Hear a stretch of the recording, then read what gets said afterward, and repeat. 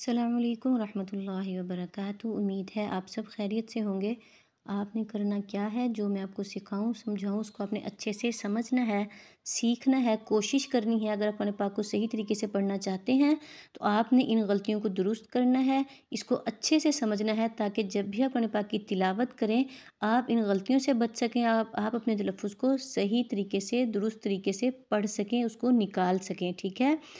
और दूसरी बात ये, अब देखिए हर वीडियो में तकरीबन हर सबक में मैं आपको बार बार एक चीज़ समझाती हूँ ताकि जब भी आप रोज़ भी सबक उस देखें या कोई पहली दफ़ा भी देखे उसको इतनी समझ आ जाए कि जब भी वो कुरान पाक की कहीं से भी तिलावत कर रहे हों तो उनको पता हो कि हमने हरफ़ों को किस तरीके के साथ पढ़ना है, किसको लंबा करना है, किसको नहीं करना, किस हर्फ़ को हमने किस तरीके के साथ निकालना है और किस तरह हमने आवाज़ों में फ़र्क करना है। ठीक है। तो हमने सबक स्टार्ट किस तरह करना है कि पहले मैं आपको एक एक लफ्ज़ पढ़ के बताऊंगी। ठीक है। आपको अच्छे से उसको समझाऊंगी। उसके बाद मैं आपको पूरी आयत को पढ़ के बताऊंगी और आपने साथ साथ उसको पढ़ना है। उसके बाद आपने उसकी अच्छे से प्रैक्टिस करनी है और उसके बाद जब आपने कुरान पाक की तिलावत करनी है, कहीं से भी पढ़े हों, तो आपने कोशिश करनी है कि जो मैंने आपको यहाँ पे बताया हो आपने वहाँ पर भी उन हरफ़ों को उसी तरीके के साथ निकालना है। ठीक है। चलिए सबक को स्टार्ट करते हैं। बिस्मिल्लाहिर्रहमानिर्रहीम। वलक़द जाअकुम। वलक़द, क़ाफ को मोटा करना है। इस वाले क़ाफ को आपने जब भी पढ़ना है, ठीक है, तो आपने इसको मोटा करना है। अगर आप देखें कि दाल साकिन हो रहा हो, कौन कौन से हर्फ, क़ाफ, ता, बा, जीम, दाल, ये 5 हर्फ हैं। अगर ये साकिन हो रहे हों तो आप यहाँ पे कलकला करेंगे। मतलब कलकले का क्या होता है कि आप लफ्ज़ को हिला कर पढ़ेंगे। अब साकिन क्या है, ये किसी भी हर्फ के ऊपर अगर जज़्म आ जाएगी वो हर्फ साकिन हो जाएगा। ठीक है। आपने क्या करना है, वहाँ पे कलकला करना है। या ये वाले हर्फ पाँचों जो 5 हर्फ हैं ये आयत के आखिर में, मतलब जहाँ पे आयत ख़त्म होती है, जैसे यहाँ पे नून है, नून की जगह इन 5 हर्फों में से कोई एक हर्फ होता, फिर आप कलकला करते। या ये वाले हर्फ जैसे आयत के दरमियान में कहीं वक्फ हो रहा होता है, जैसे यहाँ पे रॉ है और यहाँ पे तोहा का वक्फ है, अगर दरमियान में वक्फ हो रहा हो और आखिरी हर्फ इन 5 हर्फों में से कोई एक हर्फ होगा, आप कलकला करेंगे। इन 3 सूरतों में इन हर्फों पर कलकला होगा। ठीक है। अब जा को हमने लंबा किया है, क्यों किया है, क्योंकि अलिफ के ऊपर क्या है, मद। अगर आप देखें किसी भी हर्फ के ऊपर मद आ जाए आपने उसको लंबा करना है। अब जैसे आगे जाके मैं आपको बताऊंगी कि जैसे हरूफ मद्दा को हमने लंबा करना होता है, जैसे कि मद्दोलीन की हरकत है उसको हमने लंबा करना होता है। ठीक है। या खड़ी हरकत को हमने लंबा करना होता है। अब उनको तो हमने लंबा करना, उनको हमने थोड़ा सा लंबा करना है। ठीक है। इतना ज़्यादा लंबा नहीं करना, लेकिन जहाँ पे मद आ जाएगी उसको आप ज़्यादा लंबा करेंगे। ठीक है। उसको आप ज़्यादा लंबा करेंगे। ठीक है। अब कुम पे हमने क्या किया है, यहाँ पे हमने गुन्ना किया है।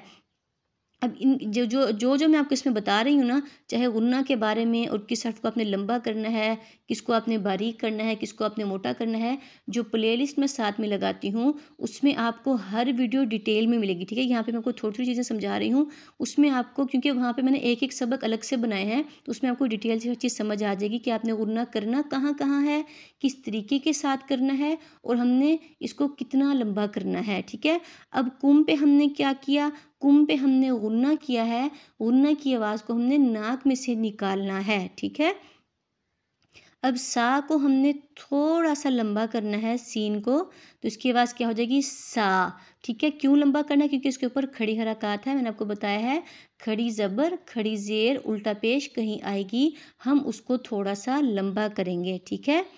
मूसा बिल बय्यिनाती, मूसा बिल बय्यिनाती सुम्मा इत्तख़ज़्तुमुल इज्ला, सुम्मा इत्तख़ज़्तुमुल इज्ला।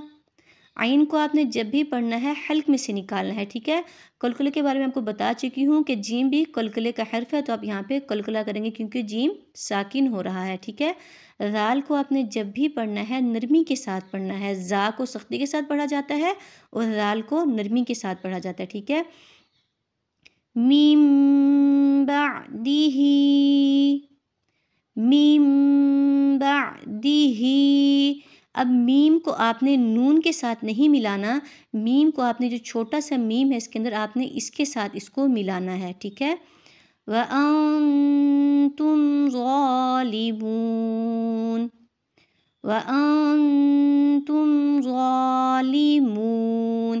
ان پہ آپ نے کیا کیا، یہاں پہ آپ نے اخفا کیا، اخفا کی آواز کو آپ ناک میں چھپائیں گے، غنہ کی آواز کو ہم نے ناک میں سے نکالنا ہوتا ہے اور اخفا کی آواز کو ہمیں ناک میں چھپانا ہوتا ہے۔ پھر سے وہی بات کہ آپ کو اگر اخفا غنہ کی پوری ڈیٹیل میں جو ویڈیو ہے نا وہ آپ کو اس میں پلے لسٹ میں مل جائے گی، آپ وہ دیکھ لیجیے گا، ٹھیک ہے۔ تو آپ اس میں اچھے سے سمجھ آ جائے گی آپ نے اخفا کہاں کرنا ہے اور غنہ کہاں کرنا ہے، ٹھیک ہے۔ غا کو آپ نے جب بھی پڑھنا ہے موٹا کرنا ہے۔ اب منہ کو ہم نے تھوڑا سا لمبا کیا، جیسے ہم نے پڑھا تھا ظالمون، ٹھیک ہے۔ کیوں؟ کیونکہ واو ساکن سے پہلے پیش ہے۔ اگر آپ دیکھیں الف سے پہلے کسی بھی حرف کے اوپر زبر ہو، واو ساکن سے پہلے کسی بھی حرف کے اوپر پیش ہو، یا ساکن سے پہلے کسی بھی حرف کے نیچے زیر ہو، آپ اس کو لمبا کریں گے۔ کیوں؟ کیونکہ یہ حروف مدہ مدولین کی حرکت ہیں، ٹھیک ہے۔ تو اس کو ہم نے لمبا کرنا ہے۔ وَلَقَدْ جَاءَكُم